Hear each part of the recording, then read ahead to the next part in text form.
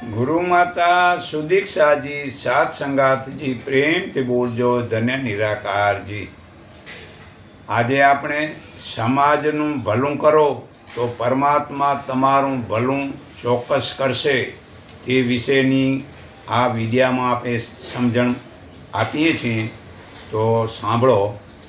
એક વખત ભયંકર દુષ્કાળ પડ્યો અને તેથી નિર્ધન લોકો એટલે જેના પાસે પૈસા નહોતા એ ભૂખથી મરવા લાગ્યા।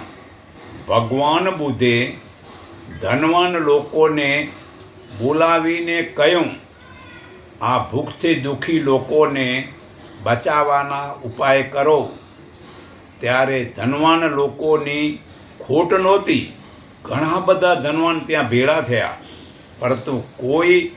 પરંતુ કોઈ એકલો બોલ્યો કે મારું તો બધું જ ધન હમણાં ખર્ચાઈ ગયું છે। બીજો કહે છે મને તો આ વર્ષે નુકસાન થયું છે। ત્રીજો કહે છે આ વર્ષે મારો પાક થયો નથી। બધાએ ખોટા બહાના દેવા માંડ્યા। પૈસા હોવાવાળા છતાં પણ એ બધાએ જ બહાના કરવા માંડ્યા। એ ધનના આપનાવાના ખોટા બહાના કરતાં ત્યાં એક છોકરી ઊભી થઈ અને બોલી, હું બધાને ભોજન આપવા તૈયાર છું। અરે લોકો જે ધનવાન હતા તે કહે છે તું તો પોતે ભીખ માગીને ખાય છે તો બીજાને કેવી રીતે તું ખવડાવીશ? તે છોકરીએ કહ્યું કે હું પહેલાં મને જેટલું જોઈતું હતું એક ઘરથી લઈને સંતોષ રાખતી હતી, પણ હવે પછી હું આ દરેકના ઘેર જઈ અને બીજાને જેને જરૂર છે તેને હું આપીશ। જે શ્રીમતના ઘર બધાય છે ત્યાં હું જઈશ અને ત્યાંથી બધાને ત્યાંથી લાવીને આપીશ। આ રીતે હું બધાનું કરીશ। હું આ દુઃખી લોકોને માટે જરાય દુઃખ થવા નહીં દઉં, પરંતુ કોઈને મરવા નહીં દઉં। તેની વાત સાંભળી ને ઘણા જ ધનવાન લોકો તરત જ ધન આપવા તૈયાર થઈ ગયા અને બધા જ ધન આપવાનું શરૂ કરી દીધું। તો બીજાનું ભલું કરવાનો ઈમાનદારીની રાખવાથી, એવા વિચાર કરવાથી ભગવાન તે કામ બધાનું કરી દે છે। ખાલી એક વિચાર સારો કરવાની જરૂર છે। જો આ છોકરી તો પોતે ભીખ માગતી હતી, પણ એના વિચાર કેટલા સારા હતા, જે એ સારા વિચારના માધ્યમ દ્વારા બીજાના બહાના બધાએ છોડી અને એ જે બહાના કરતા હતા એ ધન આપવા તૈયાર થઈ ગયા।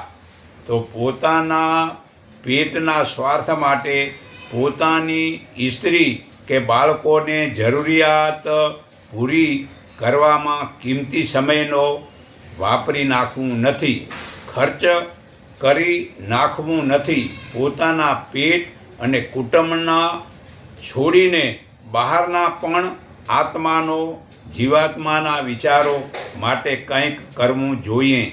આત્માના વિકાસનો આ જ સાચો રસ્તો છે। આપણે બીજાના દુઃખને માટે પોતાને કંઈક એવું કરીએ કે જેથી બીજાના દુઃખ મટે અને બીજા સુખી થાય તેવું જરૂરી કરવું। તો જ આજે જે લોકો મોટી ઉંમરના બેસી રહે છે તે કરતાં કાંઈક લખીને પુસ્તક બનાવી બીજાને મદદ કરે, કોઈક અનાજ, વસ્ત્ર, જળ, દવા વગેરે બીજાને આપે તો સર્વે સુખી થાય છે। તો આ સમાન ભાવ રાખવો જરૂરી છે। તો આવી રીતે કાંઈ નહીં તો કમસે કમ વિડીયોમાં બોલીને આવું સારું જ્ઞાન જો બીજાને સમજાવે તો ઘણા માણસોનું ભલું થાય છે।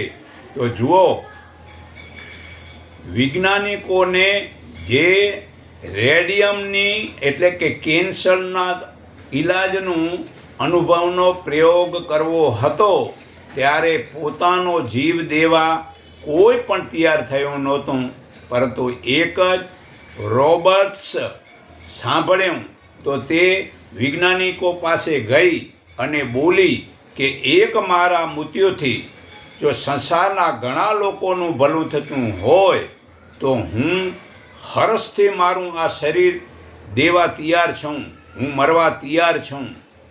તો આજે સંસારના લોકો આ કેન્સર રોગો તે રેડિયમના ઈલાજથી બચી જાય છે.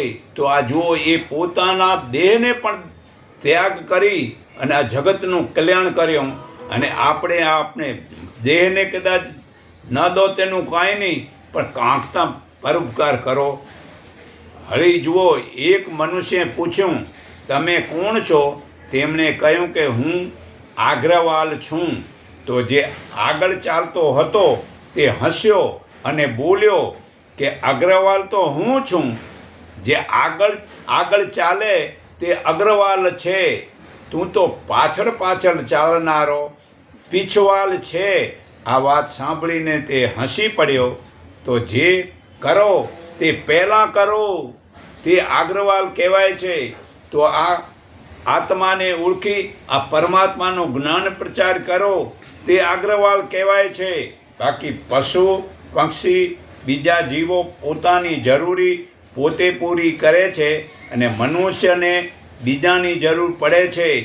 તો પશુના બચ્ચાને જન્મતાની સાથે થોડો સમય તે પોતાના પગ ઉપર ચાલે છે ને મનુષ્યના સંતાનોને પોતાના પગ પર ચાલવા 20 વર્ષ લાગે છે.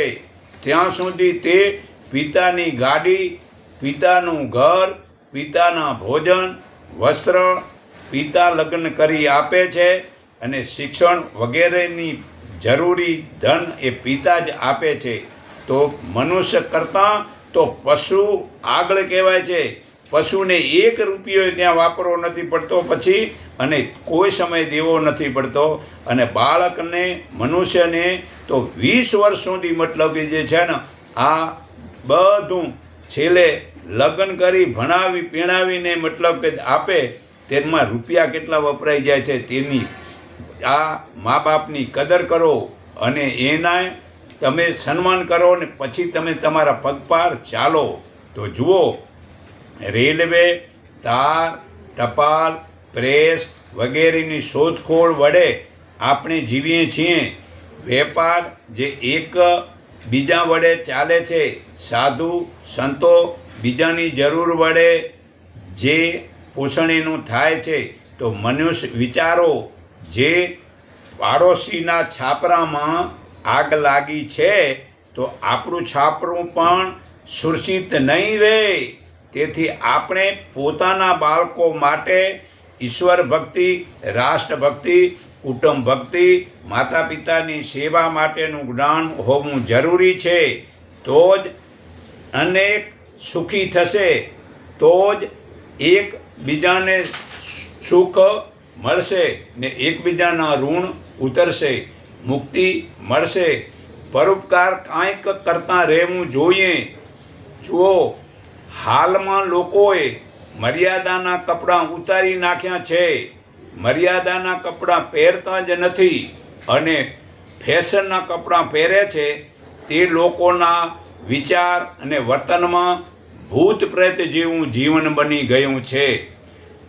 જુઓ, પહેલાંના માણસો મર્યાદા સિવાય મતલબ કે ઘરથી બહાર નીકળતા નહોતા, અને આજના લોકો જે છે ને મર્યાદા બધી જ ઘરના નેવે મૂકી અને બહાર જાય છે. તો વિચાર કરો, આમાં સમાજ સુધરશે ક્યાંથી? સમાજ સુધારવી હોય તો પોતે એક સુધરે તો બધા સુધરી જાય છે. તો જુઓ, ધીરે ધીરે આપણે આત્મજ્ઞાન વડે સમાન ભાવનું વર્તનથી એકબીજાને સેવાના વિવેકથી સૌથી મોટી સેવા થાય છે. હવે વિચારને બદલાવો તો પૃથ્વી પર સ્વર્ગનું વર્તન થઈ શકે છે, પણ જ્યાં સુધી વિચાર નહીં બદલે ત્યાં સુધી સ્વર્ગની આશા રાખવી ખોટી છે. તો વિચારો, સારા માટે આધ્યાત્મિક પુસ્તકો અને ધાર્મિક વિડીયોનો પ્રચાર તે સૌથી મોટી સેવા છે.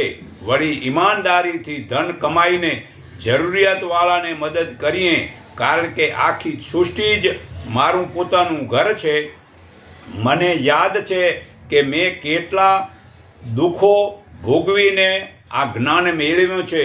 હવે મારું કર્તવ્ય છે કે મારા ભાઈઓ જે આ આત્મા જ્ઞાનમાં પાછળ રહી ગયા છે તેમના માટે કંઈક કરું. તેઓ તન મન ધનથી જ્ઞાનમાં આગળ વધે છે. મારે મારા માટે જ્ઞાન સમજાઈ ગયું છે. હું એકાંતમાં રહી આ પરમાત્માનો આનંદ લૂંટું છું, પણ હું આ આનંદ મતલબ બીજાને કેમ ના આપું? આવો મતલબ વિચાર હશે તો જ સમાજમાં મતલબ સુખ શાંતિ થશે. આજે દેશમાં આત્મા જ્ઞાનનું પણ શિક્ષણની ખાસ જરૂરી છે. 99% લોકોને આત્માનું શિક્ષણ નથી, તેથી વિવેક રહેતો નથી અને વિદેશી રિવાજ વધે છે. છોકરા વિદેશીના જેમ હાથ પકડીને ચાલે છે. આ મર્યાદા સાવ નથી રહી. ખાવા બેસે તો એકબીજામાં મોંમાં ખવડાવે છે. અરે ગાંડા, આ તો લગ્ન સમય મતલબ ખાલી એક કસાર જમાડવાનો હોય, કંઈ પછી કંઈ મા બાપની સામે કંઈ આવા પાખંડ કરવાના હોય. આ શું સમજણ નથી? વિદેશીના પાખંડ જોઈ અને ઘરમાં સંસ્કાર કોઈ રહેતા નથી અને જ્ઞાન પણ સમજાતું નથી. તો જ્યાં સુધી મનુષ્યને આ વિવેક સમાજનું ભલું કરવું હોય તો મર્યાદા પુરુષના સત્સંગ સાંભળવા જ પડશે. તો જ આ જુઓ, દિધીચી ઋષિએ ઇન્દ્રને મદદ કરવા પોતાના શરીરના હાડકાનું હથિયાર બનાવવા માટે પરોપકાર કર્યો હતો. તો આપણે આપણા શરીરના હાડકાં તો ભલે નથી દેવા, પણ તમારું આ તન મન ને ધન છે એ પરોપકાર કરવા માટે વાપરો વીરા. શા માટે મતલબ એકલા જ સ્વાર્થમાં મતલબ પૈસા પોતાના માટે વાપરીને પાખંડમાં મતલબ કે આ શરીરને બગાડો છો? છતાં હું તમને હજી ઘણું મતલબ સમજાવવા માગું છું કે આ વિડીયો ભલે લાંબો થાય, પણ જ્યાં સુધી તમે ખરેખર ફરી હિન્દુ સંસ્કૃતિ છીનભીન ન થાય તેનો ખ્યાલ રાખો ભાઈઓ. તો એના માટે શું કરવું પડશે? બાળકોને ખાસ કરીને તે પોતાના માતા પિતાને જોઈને જ શીખે છે. તે માટે માતા પિતાએ પોતાનું સારું આચરણ કરવું જોઈએ. પોતાનું જીવન સંયમિત અને પવિત્ર રાખવું જોઈએ. આવું કરવાથી બાળક સારી રીતે શીખશે અને ઉત્તમ બનશે. બાળકોને સારી શિખામણ આપવી કે બેટા ચાવીને ખાવું જોઈએ, ચાવ્યા વગરનો ખોરાક ન ખાવું. પણ અત્યારે દાદા કહે તો મતલબ વહુ જ કહેવા માનવા રાજી તૈયાર થતી નથી. કરવું શું? અને થાળીમાં એઠું ન મૂકવું, ત્યાં તો મતલબ થાળીમાં મતલબ ખાવાનું પડ્યું હોય ને છોડીને હાલ્યા જાય છે. તો આ અને વળી ખાતી વખતે મૌન પાળવું અને એઠા હાથે ઉઠવું નહીં. આ મનુસ્મૃતિ પાના નંબર 21 શ્લોક નંબર 56માં પુરાવો છે. અને ચોરી ન કરવી, નાના ભાઈ બહેનોને પ્રેમ કરવો, તેમને ખવડાવવો પીવરાવો, જેવી રીતે શ્રી રામ ભરત વગેરે સાથે પ્રેમ કરતા હતા તેવો પ્રેમ રાખો. અને મા બાપ જેમ કહે તેવું ઘરનું કામ ધંધો કરવો. નકામો સમય ન બગાડો, બીજાના હકનું લેવું નહીં. ટીવી, મોબાઈલ, ક્રિકેટ વગેરેમાં સમય ન બગાડો.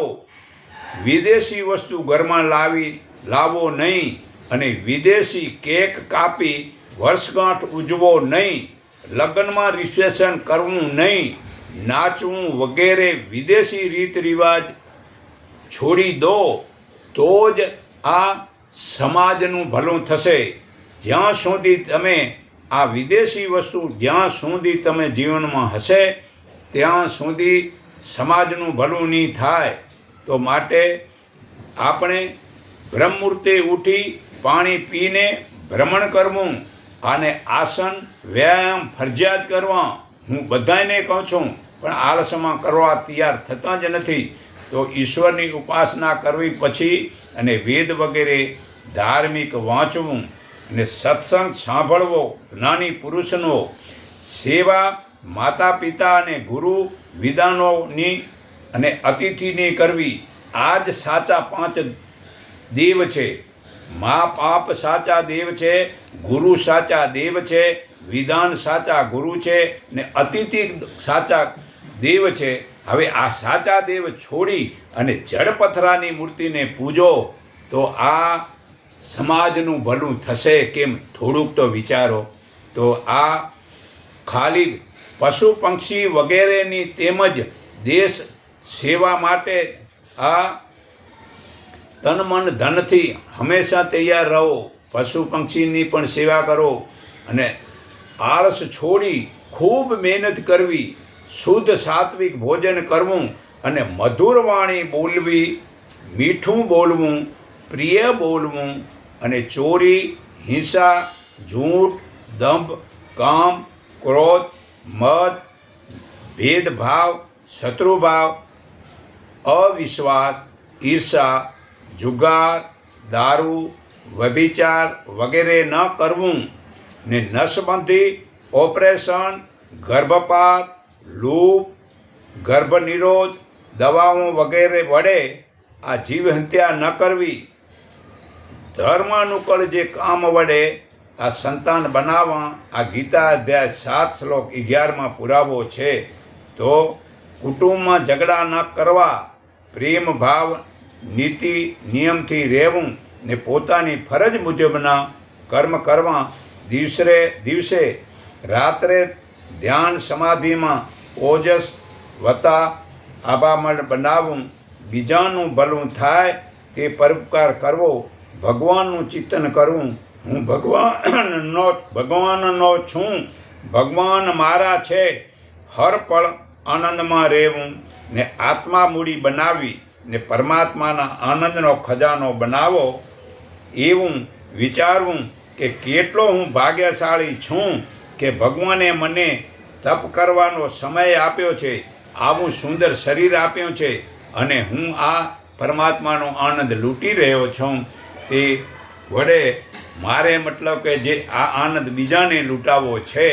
તો હું તમને રઘુર્વેદ 5:5:2 ભાવાર્થ વિદ્વાન પુરુષો ઈચ્છે છે તેઓ સત્ય અને જ્ઞાનના સદુપયોગથી લોકોને એવા સુખી બનાવે જેમ ગાય પોતાના દૂધથી પોતાના પાલકને સુખી બનાવે છે. તો હાલમાં લોકો ધર્મ સાધના, આત્મજ્ઞાન વગેરેમાં સમાજને ઊંચી દિશા મળી છે. તો પ્રાચીન કાળમાં વૈદિક યુગમાં રામ રાજમાં આપણે દેશ જગત ગુરુ કહેવાતો હતો. તે વખતે શાસ્ત્રો વડે લૌકિક અને આધ્યાત્મિક જ્ઞાન મેળવતા હતા. તે શાસ્ત્રોના ખોટા અર્થથી સંસારમાં આજે આપણે એક ભિખારી બની ગયા છીએ. શાસ્ત્રનું જ્ઞાન જ સાવ લોપ થઈ ગયું છે અને શિક્ષણ ફક્ત ભૌતિક હેતુ પૂરો કરે છે. જીવનનો લક્ષ્ય માટે જ્ઞાનવાન, સદાચારી, ફરજ મુજબનું કર્મ કરવું તો જ આ સાચું જ્ઞાન છે. આ જ્ઞાન ભૂલવાથી સમાજમાં પાપો વધ્યા છે. જે રીતે શરીરમાં વધુ લોહી નીકળી જાય તો પ્રાણ નીકળી જાય છે, એ રીતે આ ચેતનાનું સત્ય જ્ઞાન નીકળી જવાથી આ મનુષ્ય મૃત્યુ જેવો થઈ જાય છે. કારણ કે એનામાં મતલબ આત્મા જ્ઞાન જ નથી, તો એ મરેલા સમાન જ છે.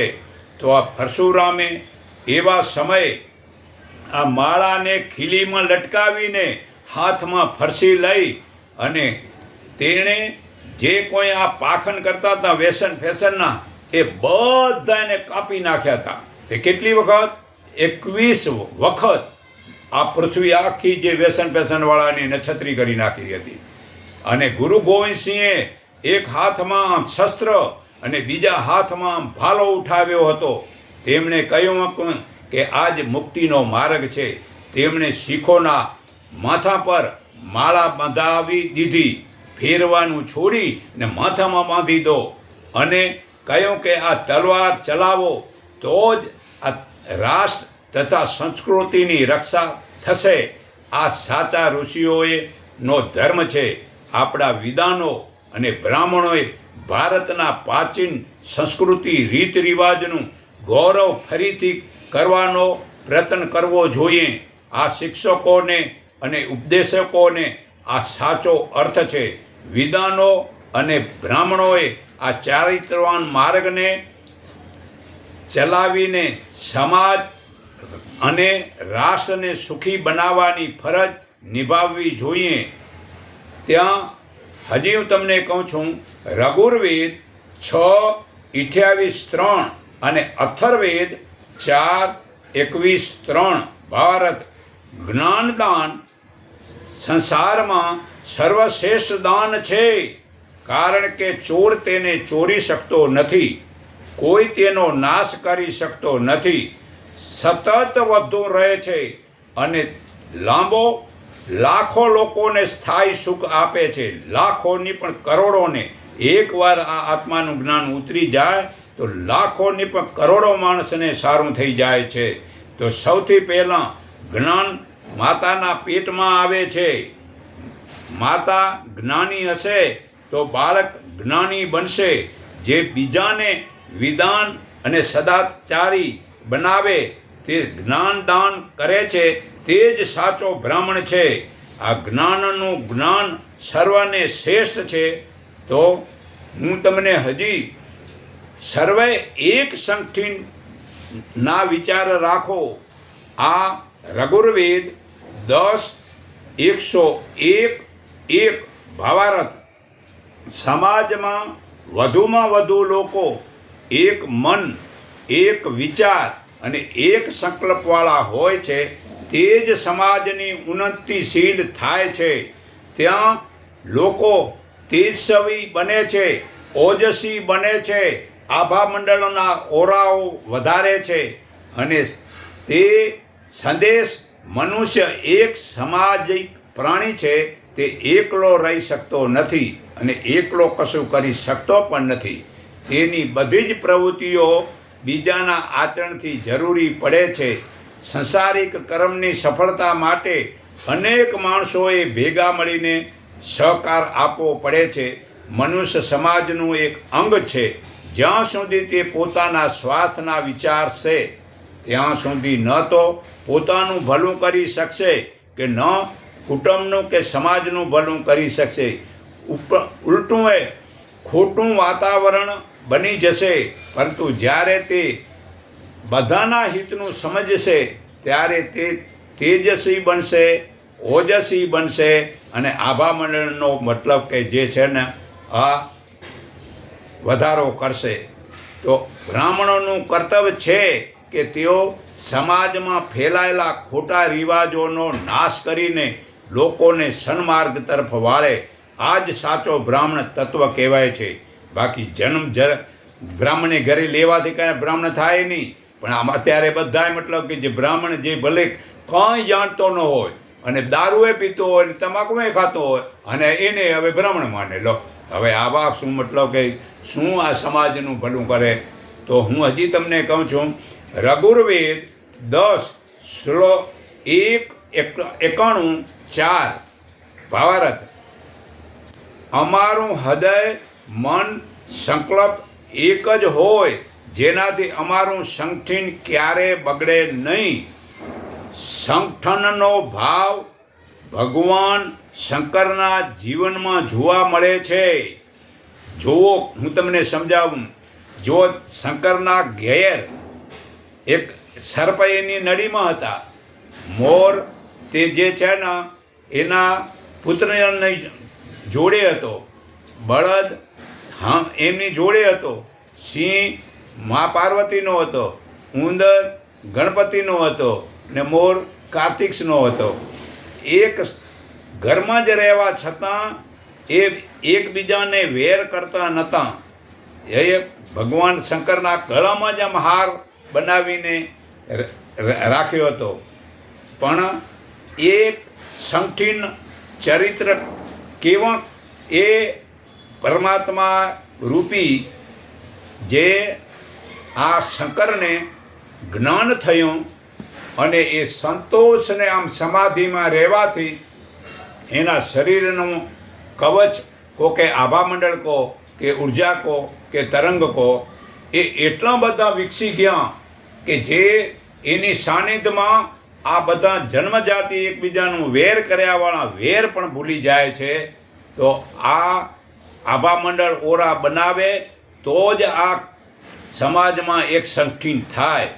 પણ અત્યારે આવું જ્ઞાન તો કોઈ બતાવતા જ નથી. તો જુઓ, આ પોતે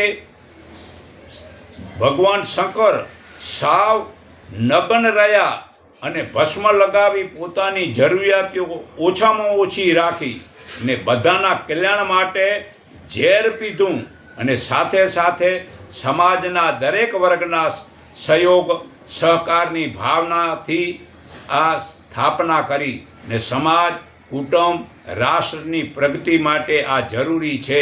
પણ અત્યારે અમે કમાઈએ ને અમે જ વાપરીએ, આ જ મતલબ કે માણસને સાચું જ્ઞાન નથી. તમે એક શ્વાસ લેવાનો તમારામાં મતલબ કે ભગવાને તીવડ દીધી નથી. તમે પરમાત્માના ઈચ્છા વિના એક શ્વાસ ન લઈ શકો તો તમે શું કમાઈ શકાવાના છો? આતા પરમાત્માની કૃપાથી તમે કમાઓ છો તો જે પરોપકાર કરવા માટે મતલબ કે ધન વાપરો. આપણે જોઈએ છીએ કે ચોર વગેરે પોતાનું સંગઠન કેટલું મજબૂત રાખે છે. તેનું કારણ શું છે? યાદ રાખજો, તેમના મુખ્ય જે નેતા કહેવાય કે પ્રમુખ કહેવાય તે મુખ્યનો ચોરને ભય રહે છે. જો તેઓ વિરુદ્ધ વર્તન કરે કે આળસ કરે તો તેનો સરદાર તેને આમ મારી નાખે, આમ કાપી નાખે કે મારી નાખે. તો આપણે આ પોતાના સરદારને ભૂલી ગયા છીએ, જે પોતાના સરદાર ઘરના વડીલો છે. તો આજે મા બાપનું તમે માનો નહીં અને તમે તમારી મરજી બાદ કરો તો આ સમાજનું ભલું થાય કેમ? તો આપણા નેતા કે મા બાપ કે સરદાર કે નિરાકાર પ્રભુ છે તે દંડ કરી શકે છે. આપણા વિધાનોમાં અને બ્રાહ્મણોની ભૂલથી જ આ પરિણામ આવ્યું છે. તો રઘુર્વેદ 10:191-3 બધા જ મનુષ્યોના વિચારો સરખા રાખો, બધા જ સંગઠિત થઈને રહો, બધાના મન ચિત્ત તથા યજ્ઞ કાર્ય સમાન હોય, એટલે કે બધા જ હળીમળીને રહો. જો હવાઈ જહાજને ઉડાડવા માટે એક જ પાયલોટ છે, પરંતુ શું તો એકલે જ એ વિમાન બનાવ્યું છે કે તે કાર્ય શું એકલો જ કરી શકે છે? એ વિમાનમાં એન્જિનની જરૂર પડે છે, બીજા લોકોની જરૂર પડે છે, એક લાંબી ફોજની જરૂર પડે છે, એક રડારની જરૂર પડે છે, ટેલિફોનની જરૂર પડે છે, વીજળીની જરૂર પડે છે, અનેક પ્રકારના કર્મચારીની જરૂર પડે છે. એમ બધાની મદદની જરૂર પડે છે. ત્યાં વિશ્વ શાંતિ કેવળ વેદ ગીતા વગેરે ધાર્મિક શાસ્ત્રો વડે જ આ સમાજનું ભલું થાય છે. ત્યાં સામવેદ 13:1303 આત્મજ્ઞાન તથા માનસિક દોષ દુર્ગુણો છોડવાથી જ નિર્મળ અને પવિત્ર બનવામાં જ મનુષ્ય જીવનની સફળતા રહેલી છે. જ્યારે કોઈ પણ મનુષ્ય સમજી લે કે હું આત્મા છું, શરીર નથી, ત્યાં જ તે બળવાન બને છે. વળી રઘુર્વેદ 10:18-2 જે લોકો દુરાચારને છોડીને સદાચાર અપનાવે છે તેઓ ઉત્તમ જીવન અને લાંબુ આયુષ્ય મેળવે છે. ધન અને સંતાનવાળા થઈને શારીરિક અને માનસિક પવિત્ર બને છે, તે પરમાત્માને પામે છે. વળી યજુર્વેદ 1:7 મનુષ્ય કર્તવ્ય કરે છે કે તે પોતાના ખરાબ સ્વભાવને છોડીને વિદ્યા અને ધર્મના પ્રચાર વડે બીજાને પણ પાપથી બચાવીને જ્ઞાન અને પુરુષાર્થી બનાવવા એ જ આપણી ફરજ છે. તો જ રાષ્ટ્રનું ભલું થશે. અથર્વેદ 3:32 આદર્શ ઘરમાં સંતાનો માતા પિતાના આજ્ઞાકીત હોય છે. તે માતા પિતાના હિતને જ ઈચ્છે છે. પતિ પત્નીના સારા વર્તન સુખ મળે છે અને કુટુંબ બધાની ઉન્નતિ માટે ત્યાગ કરવાની ભાવના પ્રેમ વધે છે. આત્મા ભાવથી જ ઉદારતાથી અને સહયોગથી બધા જ એકબીજાની સેવાથી કુટુંબમાં પ્રેમ વધે છે. અથર્વેદ 12:1-62 માતૃભૂમિ અમે તારા ખોળામાં જ મોટા થયા છીએ અને આરોગ્ય સારું વધે તે પદાર્થો પ્રાપ્ત કરીએ છીએ. એટલા માટે સમય આવે ત્યારે તારા માટે બલિદાન આપવા પાછા ન પડીએ. માતા ફક્ત જન્મ આપે છે, પરંતુ આ પૃથ્વી માતા આપણું પાલન પોષણ અને રક્ષણ કરે છે. તો અથર્વેદ 1:13 હું બ્રાહ્મણ પોતે જ્ઞાની થઈને મારા યજમાનોને આગળ વધારવા પ્રયત્નો કરીશ. તે ખોટા કર્મો ન થાય. હું કોણ છું? જો આત્મા જ્ઞાન નથી તો મનુષ્ય શરીર મળ્યા છતાં નર પશુ કે નર પિશાચ જેવું જીવન જીવવું પડશે. તો ભજન કર્મકાંડથી કે ભેટ ચઢાવવાથી ભગવાન પ્રસન્ન થતા નથી. પૂજાનો અર્થ એ છે કે ઈશ્વરના ગુણ કર્મ અને સ્વભાવને જાણી તે જીવનમાં ઉતારો અને નિર્મળતા વિવેક પવિત્રતા વગેરે જીવનમાં ઉતારો. તો આ તમે જે ભગવાનને પ્રસન્ન કરી શકો છો. બાકી તમે આ નાળિયેર કે પ્રસાદી કે ફૂલડો ચડાવ્યાથી કદી કાંઈ ભગવાન રીઝતા હોય. આ સમાજમાં કાંઈ પણ મતલબ કે જ્ઞાન જ્યાં સુધી નથી ત્યાં સુધી ક્યાંય સુધી સમાજનું ભલું થવાનું નથી.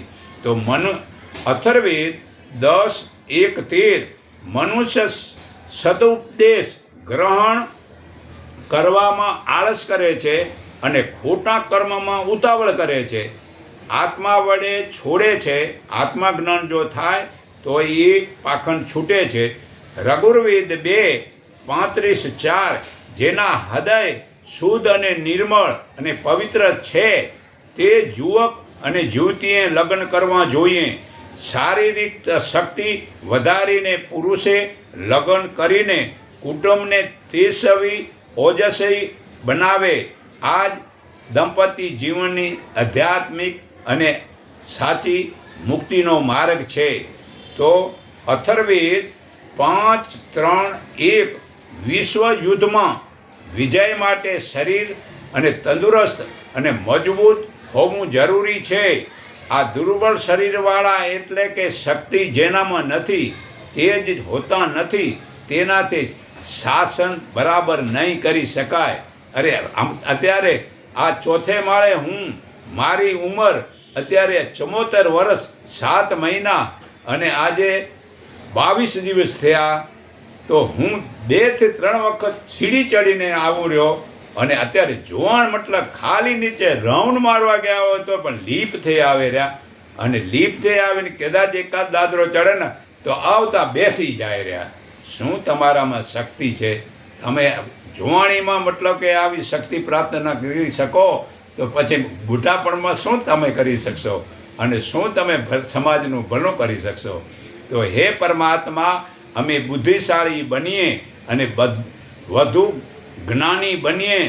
આત્મા જ્ઞાનથી જ જાગૃતિ બનીએ અને આત્મા ભૂમિ પ્રત્યે અમારી ફરજને તન મન ધનથી નિભાવીએ.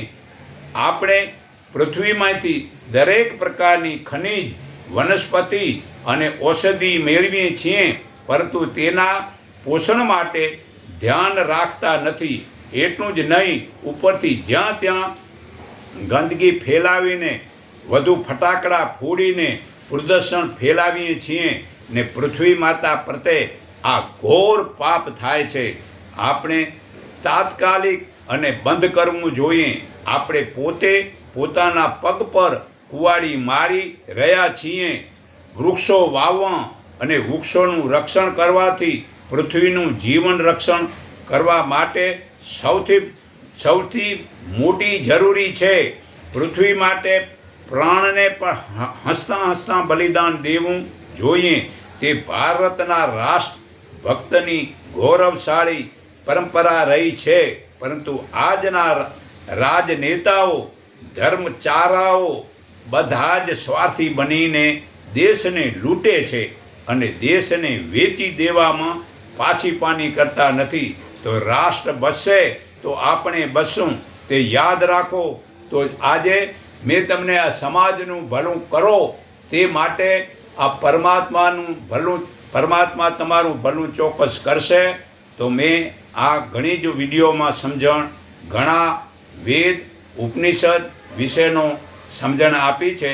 તો દરેક આ વિડીયો સાંભળી જેટલો બને તેટલો બીજાને પ્રચાર કરો. તેનાથી આપણા સમાજનું ભલું થશે. એટલું કહી હું સર્વના હૃદયમાં રહેલા પરમાત્માને હું મારા હૃદય ભાવથી નમન કરું છું. એકને ઓળખો, એકને માનો, એક સંગઠિત થાવ. એટલું કહી મારી વાણી વિરામું છું.